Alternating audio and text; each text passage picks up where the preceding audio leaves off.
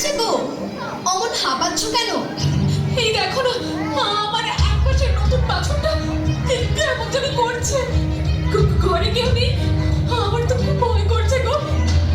তুমি একটু দেখবে, চলো না। কিন্তু কানাইকে ঘরে একা ফেলে কি করে যাই বলো তো? রোহিণী দিদি তো বাড়িতে নেই। তাহলে কি হবে? বাছুরটা কি মরে যাবে নাকি গো? এখন আমি কি করি?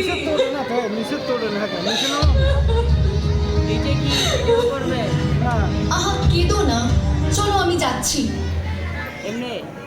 কানাই, বাবা একটা বিপদ হয়েছে, আমি বাছুরটাকে একটু দেখে আসি। যদি কোনো উপায় বের করতে পারি। তুমি বাবা কোথাও যেও না, আমি এক্ষুনি চলে আসবো।